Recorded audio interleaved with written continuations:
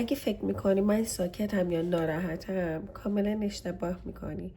من فقط حرفامو انتخاب میکنم که بزنم. سلام عشق، من اومدم باهاتون یه ذره حرف بزنم راجع به اینکه چقدر یه انسان اگه ساکت باشه دنیای بیرونش راجبش چه فکرهای دیگه ای میکنن. توی جمعی نشسته بودم ولی چون زیاد حرف نمیزدم بقیه فکر میکردم من ناراحتم، عصبیم، نمیدونم چرا.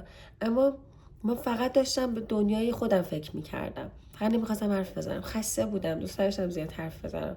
اما بقیه از بیرون فکر میکردم من حوصله، یعنی خیلی عصبیم، حوصله ندارم حرف بزنم، نمیدونم چرا. فقط حوصله حرف زدن نداشتم، خسته بودم.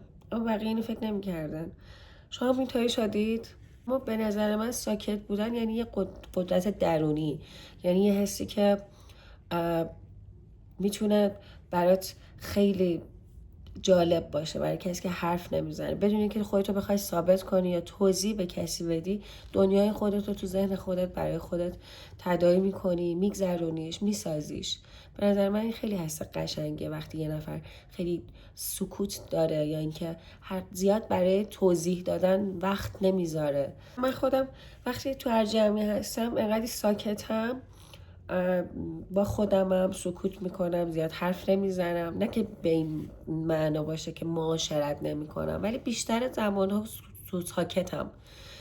این باعث میشه که بقیه فکر میکنم من خیلی عصبیم، خیلی ناراحتم، اما در صورتی که من خیلی شیک، خیلی ریلکس دارم قهوه رو میخورم و دنیا رو میبینم. وقتی میبینم منو مثلا کسی اینجوری میفهمه به خاطر سکوتم، یه ذره ناراحتم میکنه، به خاطر اینکه ازشون توقع دارم که با خودشون فکر کنن. یعنی کسی که ساکته به نظر من اینطوری نیستش که حتما باید با همه حرف بزنه. اونی که ساکته زمان و وقتش رو برای زمان مناسب، برای شخص مناسب میذاره.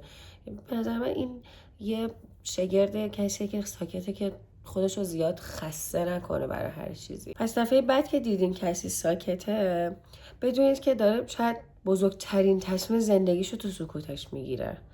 شاید داره یه اتفاقی خیلی جالب تر از این که کسی فکر کنه اون شخص ساکت عصبانیه، شاید اون تو ذهنش داره یه معامله خیلی بزرگ انجام میده. این بود حرف دل امروز من با شما. خیلی دوستتون دارم. مرسی که تا اینجا ویدیو با هم بودید. لایک رو بزن که به من کلی کمک میکنی تو دیده شدن ویدیو، و باش که قراره با هم دیگه خیلی حرفای دیگه بزنیم.